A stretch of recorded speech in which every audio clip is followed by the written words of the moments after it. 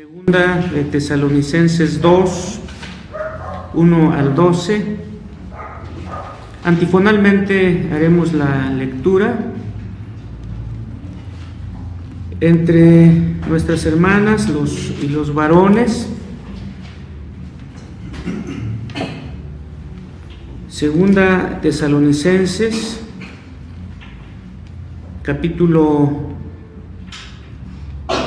2, 1 al 12. Por favor, nuestras hermanas iniciarán la lectura. Pero con respecto a la venida de nuestro Señor Jesucristo y nuestra reunión con Él, os rogamos, hermanos, que no os dejéis mover fácilmente de vuestro modo de pensar, ni os conturbéis, ni por espíritu, ni por palabra, ni por carta, como si fuera nuestra, en el sentido de que el día del Señor está cerca. nadie os engañe en ninguna manera, porque no vendrá antes que sea la apostasía y se manifieste el hombre del pecado, el hijo de perdición, El cual se opone y se levanta contra todo lo que se llama Dios o es objeto de culto, tanto que se sienta en el templo de Dios como Dios, haciéndose pasar por Dios. ¿No os acordáis de cuando yo estaba todavía con vosotros? ¿Os decía esto? Y ahora vosotros sabéis lo que lo detiene, a fin de que a su debido tiempo se manifieste. Porque ya está en acción el misterio de la iniquidad, solo que alguien retrocede lo que lo tiene, hasta que él a su vez sea quitado de en medio. Y entonces se manifestará aquel inicuo a quien el Señor matará con el espíritu de su boca y destruirá con el resplandor de su venida. Inicuo cuyo advenimiento es por obra de Satanás, con gran poder, señales y prodigios mentirosos. Y con todo engaño de iniquidad para los que se pierden, por cuanto no recibieron el amor de la verdad para ser salvos. Por esto yo decía poder engañoso para que era mentira. Juntos a fin de que sean condenados todos los que no creyeron a la verdad, sino que se complacieron en la injusticia. Amén. Amén. Vamos a orar. Te damos gracias, Padre, nuevamente por el honor de leer tu palabra. Específicamente la porción leída, escrita por tu siervo, el apóstol San Pablo, que su mensaje para aquellos creyentes del año o los años en el que él vivió y que recibieron mucho consuelo, mucha fortaleza, también sea para nosotros, porque el contexto de la vida humana en alguna medida e independientemente de los tiempos tiene similitudes, y también nosotros, tus hijos en Cristo y que vivimos ahora, la situación tiene sus semejanzas. Que tu iglesia sea edificada en tu palabra, que tu siervo también tenga la sabiduría para comunicar lo que hay aquí en el texto y que salgamos todos edificados. Oramos en Cristo Jesús. Amén. Amén. Pueden sentarse, hermanos. Vamos a tener abierta la palabra del Señor, hermanos, en el capítulo que leímos, la segunda carta de San Pablo a la iglesia de Tesalónica. Particularmente leímos los primeros 12 versículos del capítulo 2, que en esencia es la base para la exposición. Sobre la marcha leeremos algunos otros pasajes, aparte de lo que tenemos como base. El título ha sido mencionado y que es continuación, hermanos, del tema anterior. Para relacionarlo, hermanos, recordemos que el tema general es las últimas obras de Satanás. Una de ellas, el domingo pasado, dijimos y desarrollamos, es la gran tribulación. ¿Cuándo sucederá? Obviamente ya no vamos a desarrollar, simplemente recordar. Inmediatamente después de que Satanás sea desatado. En el contexto de Apocalipsis capítulo 20. ¿Y cuándo será desatado? Cuando termine el milenio. Exposición que también se vertió en el momento correspondiente. ¿Quién encabezará esto? Dijimos en el domingo anterior que el anticristo. ¿Cuándo? Inmediatamente después del milenio, y que será Satanás desatado. En tercer lugar, dijimos también, hermanos, que los que padecerán la gran tribulación serán obviamente los creyentes.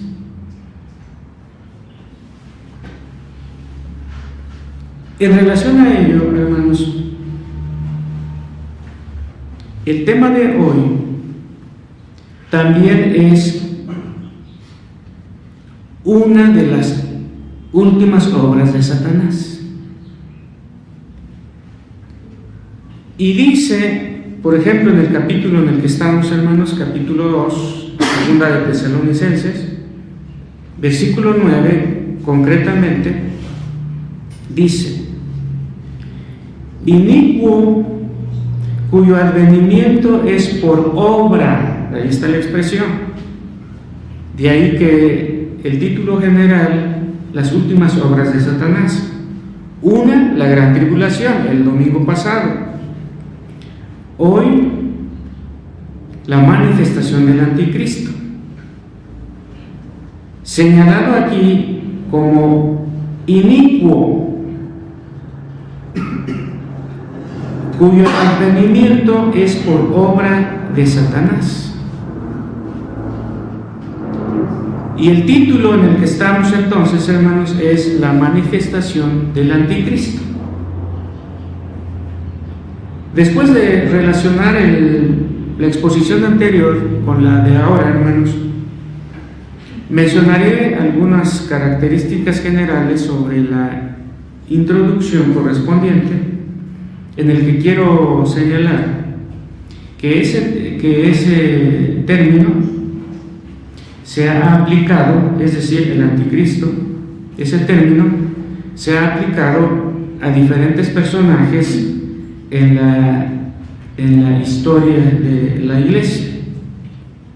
Por ejemplo, la bestia que sale de la tierra de Apocalipsis 13 y la bestia que es señalada en Apocalipsis 17, en la historia de la Iglesia se ha dicho que ambas bestias señalan o son el anticristo. El Papa Alejandro el Grande, estoy señalando ahora, hermanos, hablando de fechas, aproximadamente en los años 550 al año 600. El Papa Alejandro el Grande señaló y fue el primero que dijo que cualquiera que se arrogue honores que correspondan a Dios o a Cristo, el tal es el anticristo. Él fue el primero que señaló que quien se adjudique honores que le correspondan a Cristo, a Dios, el tal es el anticristo. Derivado de ello, en la historia de la Iglesia, ustedes saben porque lo han leído de seguro en algún momento, o lo leerán, que se dice que el Papa en turno es el Anticristo. Algunos dijeron, hermanos, que Nerón, este sanguinario emperador que mató a miles de creyentes en la década de los 60 del siglo I, era el Anticristo, Nerón, el del circo romano. Algunos señalaron, hermanos, o han señalado que Adolfo Hitler era el Anticristo. En nuestra confesión de fe de Westminster señala también, allí concretamente, que hay, hablando positivamente, dice, hay una sola cabeza de la Iglesia, que es Cristo. Y en ese mismo capítulo 25, hermanos, de la confesión de fe de Westminster, señala que el Papa es el Anticristo. En resumen, hermanos, en la introducción, varios personajes en la historia de la Iglesia han sido señalados como el Anticristo. Ahora, en relación, hermanos, al tema de hoy, y basados particularmente en el capítulo 2, cuya lectura hemos hecho, nosotros no podemos negar que las adjudicaciones anteriores no eran correctas, porque algo había de verdad. Pero basados, hermanos, en este capítulo 2 que hemos leído, hemos de decir que el Anticristo es una figura o un personaje escatológico. ¿Qué quiere decir eso? Que si los otros eran, diríamos, prototipos del Anticristo, el verdadero Anticristo aparecerá en la etapa final de la historia humana, y que los anteriores son como figura o prototipo. ¿Por qué, hermanos? Porque acuérdense que Jesús, antes de que naciera, que Cristo Jesús, antes de que naciera como un bebé, en el Antiguo Testamento había prototipos de Jesús. ¿Qué significa eso? Que había personajes que en alguna medida eran como una figura pequeña del Cristo. Recordando que la palabra Cristo es en el idioma griego y que en el idioma hebreo del Antiguo Testamento el término equivalente es Mesías. Entonces todo rey, todo sacerdote en el Antiguo Testamento que era ungido para su oficio de sacerdote o para su oficio de rey o para su oficio de profeta, en alguna medida tipificaban al ungido definitivo y por excelencia que fue nuestro Señor Jesús. Entonces, como Jesús tuvo prototipos, el Anticristo también, en ese sentido. Entonces, hermanos, la manifestación del Anticristo. Les voy a pedir que tengamos abierta la palabra, hermanos, en el capítulo que señalamos, incluyendo Jimenita para que no se distraigan. Y vamos a señalar algunas cosas, hermanos. En primer lugar, señalar el contexto en el que aparece el nombre. En 2 de Tesalonicenses capítulo 2 vamos a señalar el contexto. Por ejemplo, hermanos, 1 de Tesalonicenses 2. Acompáñenme a este pasaje, hermanos, 1 de Tesalonicenses 2. Concretamente, el versículo 19, que dice: porque ¿cuál es nuestra esperanza o gozo o corona de que me gloríe? Pregunta San Pablo. Segunda pregunta en el mismo versículo: ¿no lo sois vosotros delante de nuestro Señor Jesucristo en su venida? Entonces San Pablo está hablando de la segunda venida de Cristo. Ahora, en la misma primera carta, ahora capítulo 5, versículos 1 y 2. Pero acerca de los tiempos y de las ocasiones, no tenéis necesidad, hermanos, de que yo os escriba, porque vosotros sabéis perfectamente que el día del Señor vendrá así como ladrón en la noche. Y aquí San Pablo, hermanos, en esta lectura que acabamos de hacer, particularmente el versículo 2, dice que el Señor vendrá así como ladrón en la noche. En palabras nuestras, vendrá repentinamente. Vendrá repentinamente. Los creyentes de Tesalónica, cuando leyeron lo que escribió San Pablo, que va a venir como un ladrón en la noche, malinterpretaron la expresión y tomaron como que les estaba diciendo inmediatamente. Y por eso en este capítulo 2, hermanos, que acabamos de leer hace rato, dice que no sean inquietados, que no sean conturbados, ni por espíritu, ni por palabra, ni por carta, como si fuera del mismo Pablo, etc. ¿Por qué? Porque habían confundido. Vendrá como ladrón. ¿Y por qué dice San Pablo que vendrá de esa forma?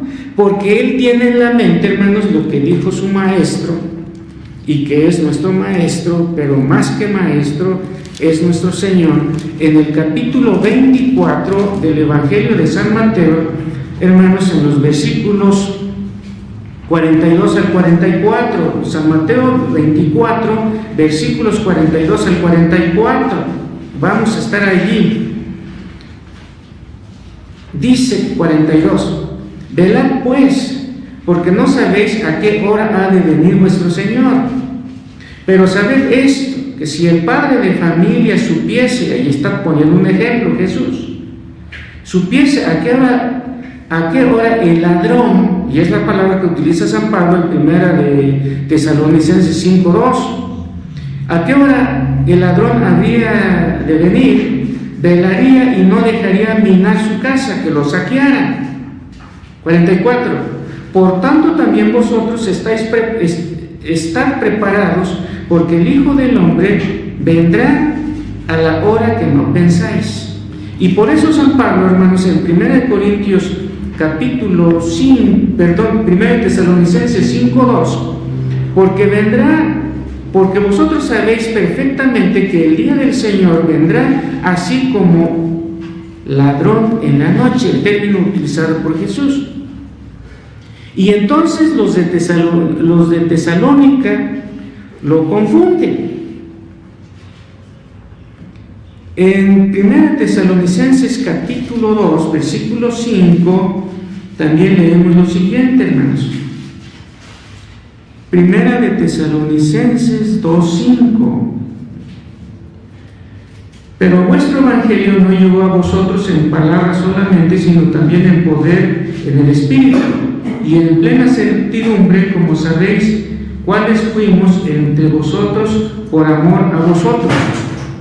Y ahora, si pasamos a la segunda carta, hermanos, capítulo 3, versículo 10, vemos cómo reaccionaron los creyentes, no todos, pero sí algunos, y estaban como fruto de su perturbación o de su conturbación, como dice el versículo 2 de la segunda carta, pasaje que ya leímos, pero en el 3:10, hermanos, porque según Tesalonicenses 3:10, porque también cuando estábamos con vosotros os ordenábamos esto: si alguno no quiere trabajar, ¿Cuál era la orden, hermanos?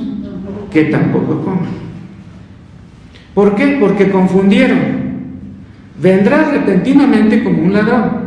¿En qué lo confundieron? Como sinónimo de que inmediatamente. Y San Pablo les está diciendo en todo lo que hemos leído de que no. Yo ya les había dicho antes. Y les señala entonces, hermanos, que no se confundan. Y entonces ordena, si alguno no trabaja, que tampoco coma. Porque como pensaban que Cristo, así lo malinterpretaron al apóstol, que vendrá como un ladrón, ellos pensaron que inmediatamente, y entonces algunos ya ni hacían nada, a lo mejor hasta en una especie de depresión colectiva habían caído, o conturbados, como dice el pasaje que ya leímos en el versículo 2, y San Pablo entonces les dice, no, vendrá sí, inclusive repentinamente, no inmediatamente, pero antes de que Él venga, para que ustedes estén listos y no lo malinterpreten, primero acontecerá, hermanos, lo que señala en 2 de Tesalonicenses, capítulo 2, que ya leímos concretamente en el versículo 3. Nadie os engañe en ninguna manera, porque no vendrá sin que antes venga la apostasía y se manifieste el hombre de pecado. Entonces, hermanos, la manifestación del anticristo, contexto en el que es mencionado los versículos que ya leímos. 1, la segunda venida de Jesús. 2, la mala interpretación que habían hecho de lo dicho y escrito por San Pablo. ¿Qué había dicho San Pablo? Retomando las palabras del Señor Jesús, de que vendrá el día del Señor como un ladrón, y que aquel que supiera que viene el ladrón en X noche no permitiría que minaran su casa. El cristiano debe estar velando, porque así como el padre de familia no sabe que lo van a asaltar, Cristo cuando venga, tampoco nosotros vamos a saber cuándo, de que vendrá así. Y entonces, en términos generales, ese es el contexto. Inclusive el hecho de que algunos ya no querían trabajar. Ahora, hermanos, ese es el contexto. ¿Hablando de quién? De la manifestación del anticristo. Demos una segunda cosa al respecto. Es obra de Satanás. Entonces, en el contexto de la segunda venida de Cristo, el anticristo aparecerá. Y dice en 2 de Tesalonicenses, que es nuestro texto base, dice, hermanos, el inicuo cuyo advenimiento es por obra de Satanás. Es por obra de Satanás, hermanos. No es que sea Satanás encarnado, es obra. Es obra, hermanos, de Satanás. Cristo, en algún sentido, hermanos, guardando las proporciones, y eso ya se estudió en algún momento de manera amplia, es obra de Dios. Cristo fue obra de Dios. Concretamente, cuando María recibe el mensaje, ¿pero cómo será esto? Yo no conozco varón. Y la respuesta o la aclaración del arcángel Gabriel, estoy en San Lucas 1, dice: el Espíritu Santo vendrá sobre ti, y el santo ser que nacerá será llamado Hijo de Dios. En ese sentido, Cristo es obra de Dios, concretamente del Espíritu Santo. ¿Para qué? Para que naciera como un bebé, porque Cristo, como la segunda persona de la Trinidad, ya existía. Estamos diciendo que es obra del Espíritu Santo cuando es engendrado en el vientre de su mamá, es decir, María. ¿Y por qué decimos esto, hermanos? Porque entonces el anticristo es obra de Satanás.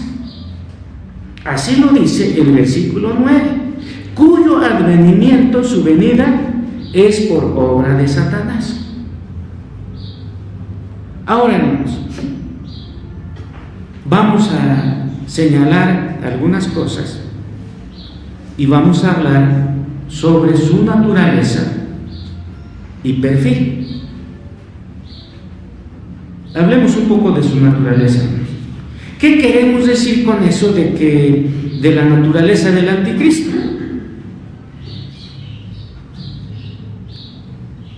Hablar de la naturaleza del anticristo, hermanos, es responder a estas preguntas. ¿Qué es? ¿Qué es su naturaleza? ¿Qué es? ¿Cómo es? Y dice, hermanos, en el versículo 3, nadie os engañe. Estamos todos, hermanos, en 2 de Tesalonicenses 2:13. Nadie os engañe en ninguna manera, porque no vendrá sin que antes venga la apostasía, tema que no hemos abordado, y se manifieste el hombre de pecado. Allí está un dato sobre su naturaleza. ¿Qué es o cómo es? Y dice la palabra, hasta que venga la apostasía, y luego señala, y se manifieste el hombre de pecado. Miren, hermanos, esa es la traducción. En el griego original, aquí tengo un ejemplar del Nuevo Testamento que está en griego, y cuando usa el término que acabamos de leer, hombre de pecado, aquí literalmente dice ho anthropos tis anomías. Anomías. Anthropos. Ho anthropos tis anomías. Y antes está la palabra revelar en griego, que es Apocalipsis, y es el término que se usa. Ahora, ¿por qué, hermanos? Porque si se tradujera literalmente, ¿qué es la palabra nomos, hermanos? Por ejemplo, en la palabra autónomo, nomos es ¿qué? Ley.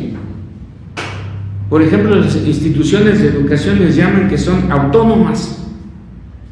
Autos de sí mismo, nomos ley, que tienen ley en sí mismo.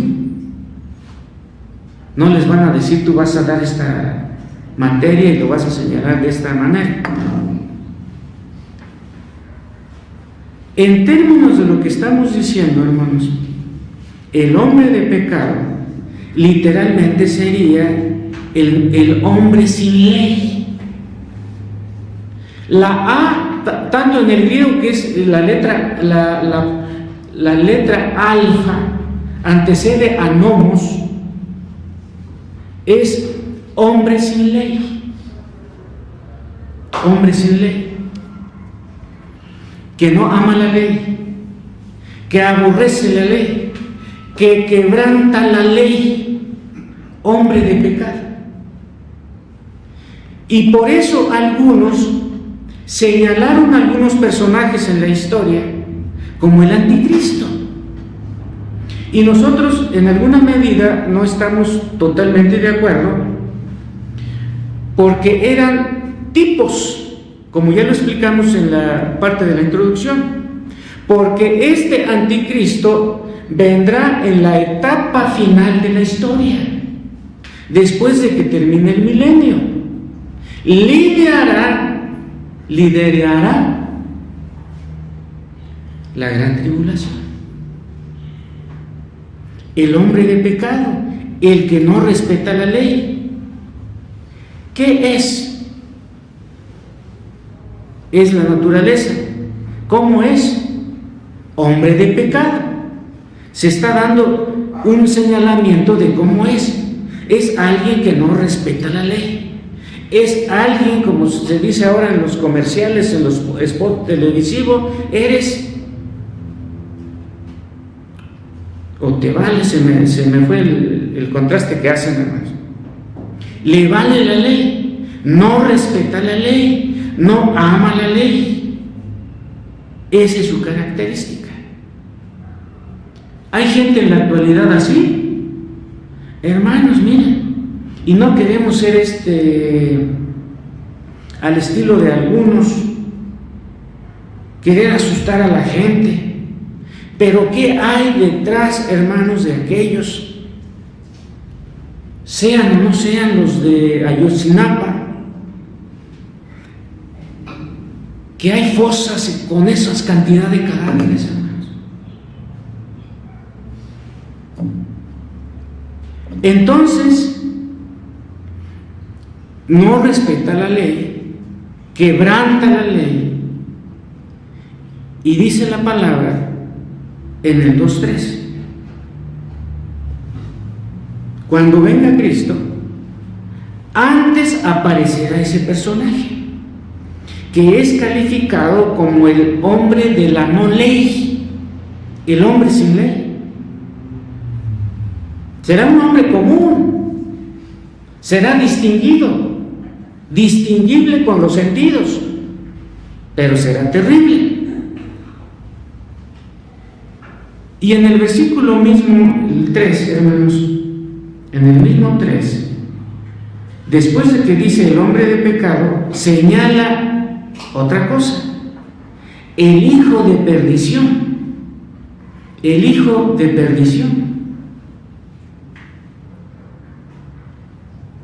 Este término, hermanos, cuando Jesús oró y lo registra a su discípulo más chavito, más joven, Juan, capítulo 17,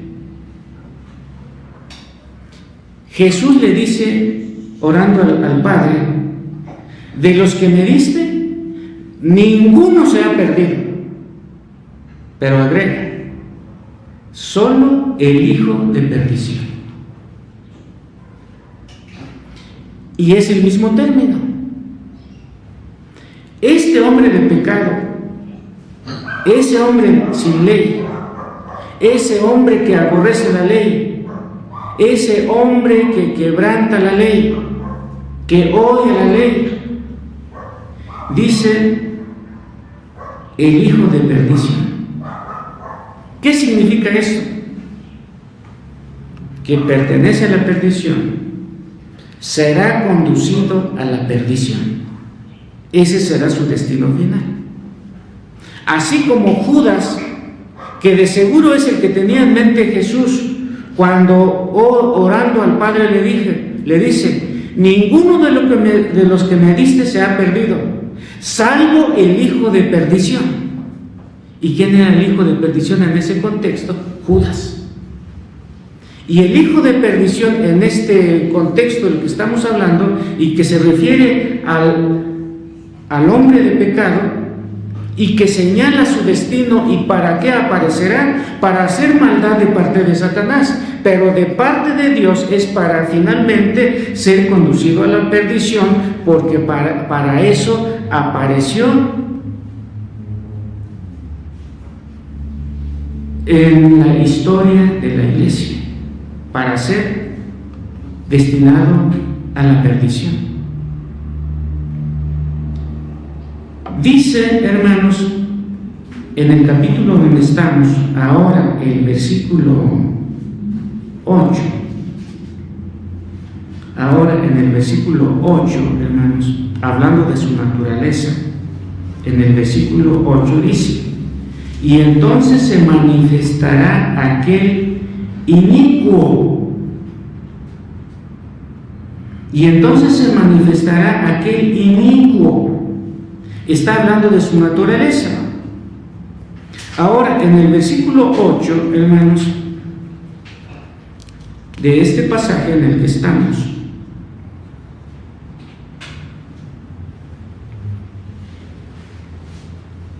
en el versículo 8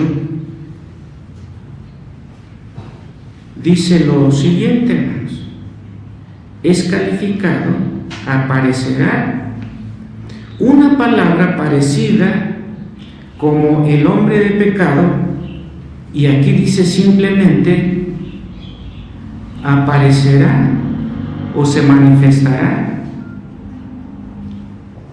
Dice aquí anomías. Ya no dice ho antropos anomías, simplemente anomías, el hombre inicuo. Pero hermanos, eso es en el 8. En el versículo 7, si ustedes fijan su vista en el versículo 7, dice: porque ya está en acción el misterio de la iniquidad. El misterio de la iniquidad. ¿Y qué es eso de la iniquidad, hermanos? Todos conocemos como si fuera sinónimo de maldad, y en alguna medida lo es. Pero miren, el misterio de la iniquidad, diríamos en términos muy nuestros, es el fenómeno que está ocurriendo. La iniquidad es el fenómeno que está ocurriendo. En el sentido del texto y de la exposición, que ocurrirá, o tal vez se está iniciando. ¿Cuánta iniquidad hay, hermanos? ¿Cuánto leemos nosotros en las notas rojas de los periódicos? Que huyó, pero que las balas sí lo alcanzaron, que mataron a 2, un solo fulano, y que lo más reciente y que está en boga, hermanos, tanta maldad. Ese es la iniquidad, ese es el fenómeno. Ahora, ¿quién es el que está detrás de ese fenómeno? Es lo que la palabra llama el inicuo. El que está detrás del fenómeno es el inicuo, y que produce el fenómeno. ¿Y qué es el fenómeno? La iniquidad reinante. ¿Y quién lo está provocando? El hombre de pecado, el anticristo. Hemos dicho entonces, hermanos, su naturaleza y perfil. ¿Cuál es su naturaleza? Hombre de pecado. ¿Qué más? Hijo de perdición, inicuo. Ahora su perfil, hermanos. Es decir, aparte o a partir de que es hombre de pecado, de que es hijo de perdición, de que es inicuo. Ahora, ¿qué puede hacer? Porque hemos contestado a la pregunta, ¿cómo es? Esa es su naturaleza. Ahora su perfil. A partir de su naturaleza, ¿qué puede hacer? ¿O qué va a hacer? Y en el versículo, hermanos, en el versículo 4 del capítulo 2 en el que estamos, dice: el cual se opone y se levanta contra todo lo que se llama Dios. Es decir, eso es lo que es capaz de hacer. A partir de lo que es hombre de pecado, hijo de perdición, inicuo, entonces su perfil contesta la pregunta: ¿qué es capaz de hacer? Y en el versículo 4 hay un señalamiento: se opone y se levanta contra todo lo que se llama Dios. En el original, hermanos, dice ho antikemenos, eso es lo que traduciríamos como se opone, que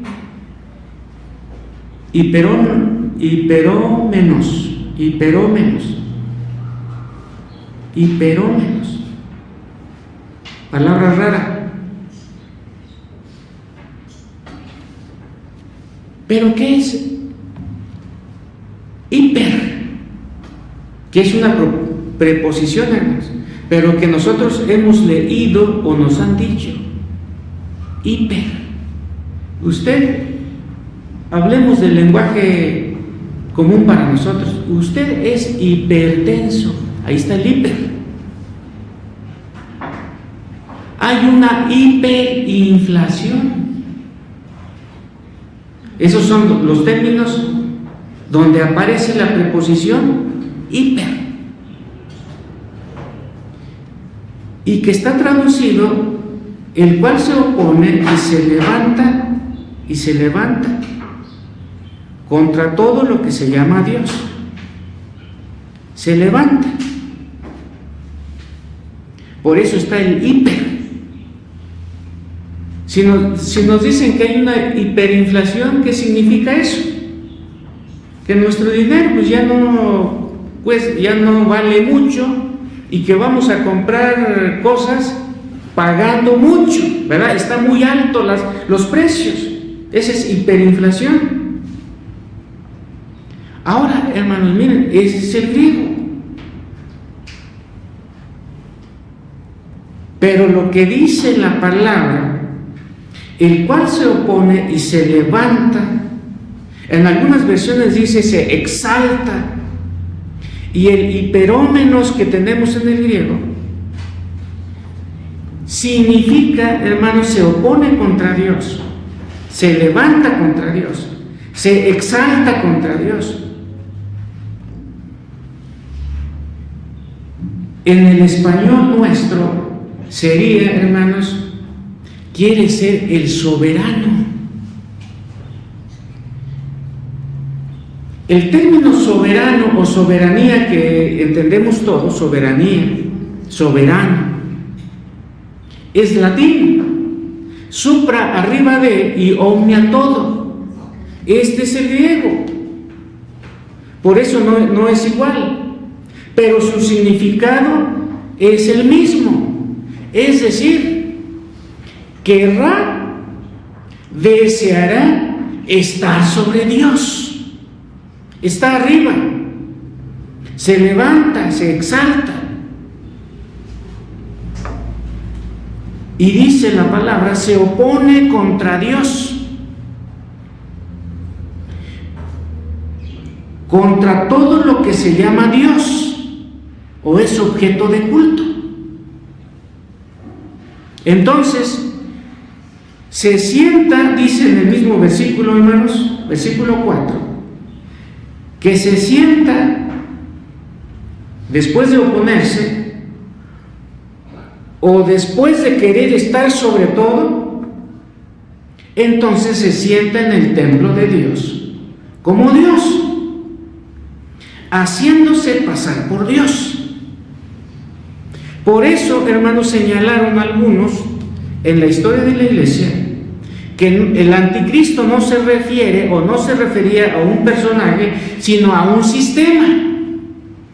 Por eso algunos señalaron que el comunismo era ese sistema y que se podría calificar como el anticristo. Una de las novelas que yo leí añísimos atrás, hermanos, 1980, si no mal recuerdo, se llama 1984, así se llama la novela, George Orwell.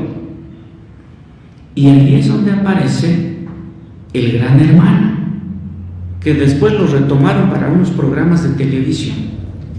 Que el Big Brother que salió aquí en la televisión, en la novela 1984 de George Orwell, el Gran Hermano era el que controlaba todo por cámaras, como ahorita hay en la ciudad, para ubicar a los criminales. Entonces van, por citar un ejemplo y que aparece en la novela, van los enamorados, novios o esposos, van platicando en la calle, como todo novio, como todo esposa. No, pues yo te quiero mucho, tú sabes que yo te tengo ley, me gustas, quiero que seas mi esposa, y van haciendo planes, platicando como lo que son novios o esposos, pero sin voltear a ningún lado, como que si no estuvieran platicando. ¿Por qué? Porque el gran hermano los está vigilando por las diferentes cámaras de televisión. La novela se llama 1984. ¿Por qué lo citamos, hermanos? Porque se opone o se exalta, dicen algunas versiones, contra todo lo que se llama Dios, y se sienta en el templo de Dios como Dios, haciéndose pasar por Dios. Eso es parte de su perfil, se opone contra Dios. Se sienta en el templo como Dios. Recordarán ustedes, hermanos, que aconteció, y concretamente, aunque no tengo la cita, a ver si no me falla la memoria, hermanos, en Hechos, cuando matan a Santiago, en Hechos, hermanos, capítulo 12, si no mal recuerdo, para citar un ejemplo, en el capítulo 12, Hechos, ahora del 20, versículo 20, habla de Herodes. Y Herodes estaba enojado contra los de Tiro y de Sidón, pero ellos vinieron de acuerdo ante él, y sobornando a Blasto, que era camarero mayor del rey, pedían paz, porque su territorio era abastecido por el del rey. Y un día señalado, Herodes, vestido de ropas reales, se sentó en el tribunal y les arengó. Y el pueblo aclamaba, porque querían congratularse, hermanos, porque querían que no estuviera enojado con ellos, porque eran abastecidos por el rey. Y entonces, cuando escuchan hablar a Herodes, versículo 21, y un día señalado, Herodes, vestido de ropas reales, se sentó en el tribunal y les arengó. Y el pueblo clamaba gritando. ¿Qué era su clamor, hermanos? Voz de Dios y no de hombre. A lo mejor tenía elocuencia como Hitler, pero el espíritu humano, hermanos, yo soy el mejor, puede pensar y decir algo. Y si tenía elocuencia en la oratoria, entonces lo que escuchaba el pueblo no era la voz de un hombre común, era la voz de ¿quién? Según el versículo, voz de Dios y no de hombre. Es lo que el anticristo deseará y buscará hacer. Se sentará y se hará y deseará ser igual a Dios. Dice concretamente, hermanos, el versículo, el cual se opone y se levanta contra todo lo que se llama Dios o es objeto de culto, tanto que se sienta en el templo de Dios como Dios, haciéndose pasar por Dios.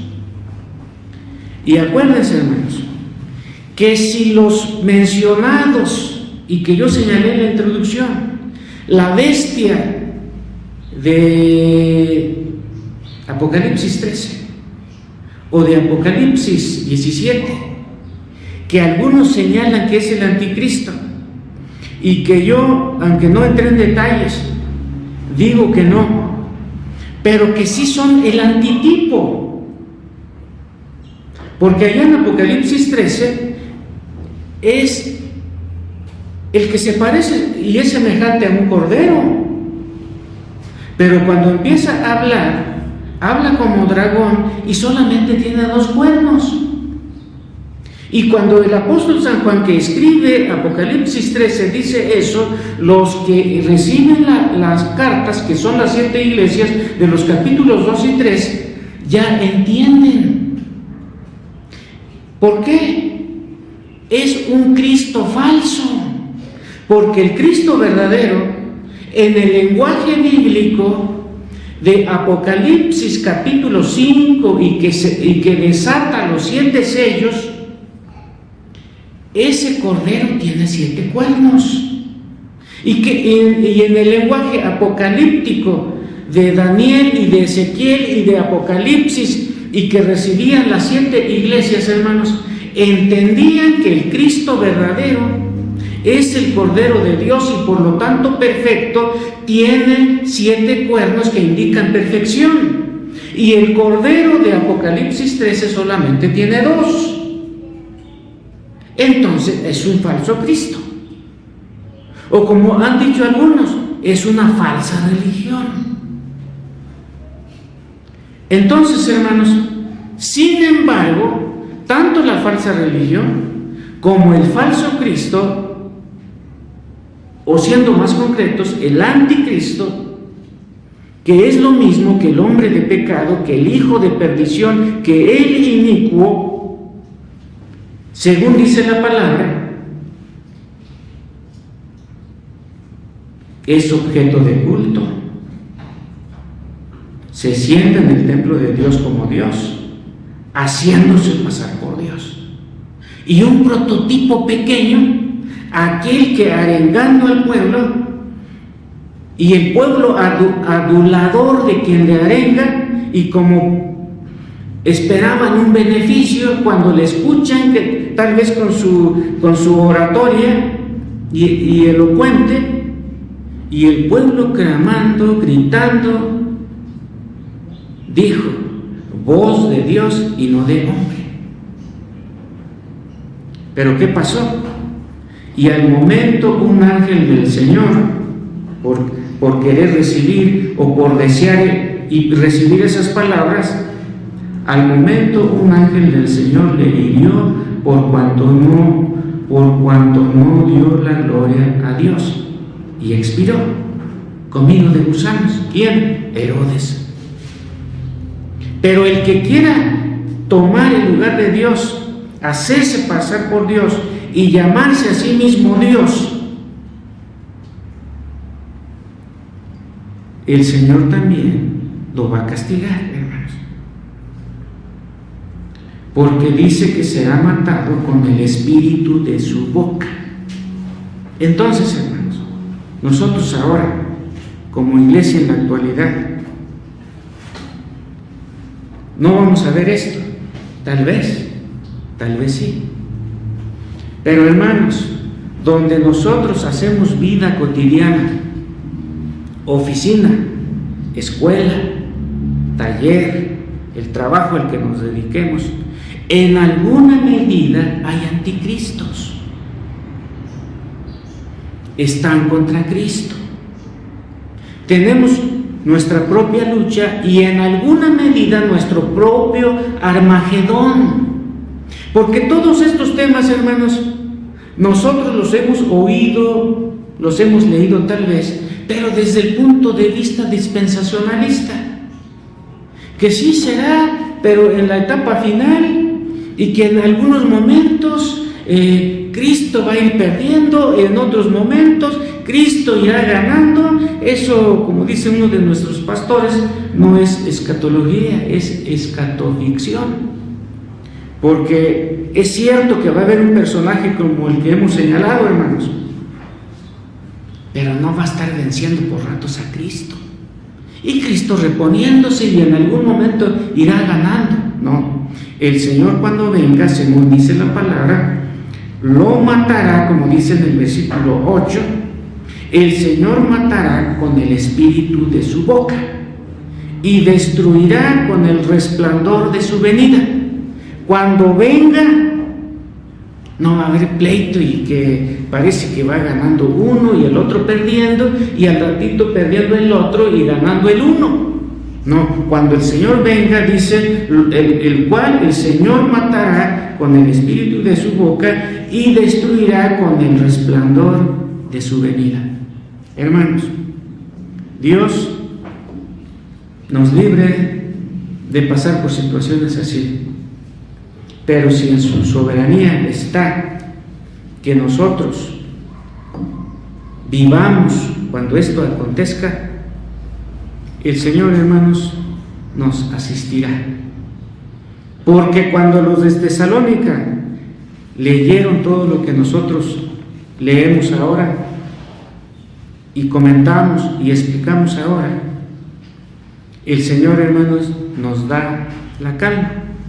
¿Por qué? Porque el Señor está con nosotros en nuestras luchas cotidianas, al nivel de los anticristos actuales, que son todos aquellos que se oponen contra el Señor, contra su palabra y contra su iglesia. La promesa de la palabra es: las puertas del infierno no prevalecerán contra ella. Quizá, hermanos, estemos viviendo en un momento que, como dice la palabra, el misterio de la iniquidad esté presente y detrás de ellos esté el inicuo, el hombre de pecado o el hijo de perdición. Pero con nosotros está el Señor, que nos dice: pero el que perseverare hasta el fin, ese será salvo. Concretamente 24:13 de San Mateo. Nos vamos a poner de pie, hermanos, para orar al Señor. Señor que estás en los cielos, tu iglesia, desde su historia, cuando empieza su desarrollo en el Nuevo Testamento y se expande fuera de la Jerusalén geográfica y étnica, ha conocido el mensaje que tú das en tu palabra, señalando que así como fuiste visto ir, de la misma manera serás visto venir. Y que al respecto, como San Pablo señalaba a la iglesia de Tesalónica, que nadie les engañe, que nadie nos engañe. Porque antes o primero y antes de que vengas, Señor Jesús, habrá lo que San Pablo llamó la apostasía y la aparición del hombre de pecado o anticristo, y que nosotros en ese sentido estamos advertidos para, como el Señor que sabe que van a saquear su casa, está apercibido y no lo dejará minar, nosotros también, que sabemos que vendrás, Señor Jesús, debemos velar y orar, porque Satanás desatará una tribulación grande como nunca la ha habido, que inclusive, en palabras de Jesús, si fuera posible, también serán perturbados los escogidos. Pero gracias, Padre, por tu presencia mediante tu Santo Espíritu, que no permites que las puertas del infierno prevalezcan contra tu iglesia, porque tú integraste a la misma a todos los que por tu gracia creyeron, y esta obra buena que iniciaste en cada uno, como escribiera también tu siervo San Pablo, la perfeccionarás hasta el día de Jesucristo. Entre tanto esto acontece en nuestras luchas cotidianas, permanentemente tendremos dificultades contra aquellos que son manipulados y dirigidos por Satanás.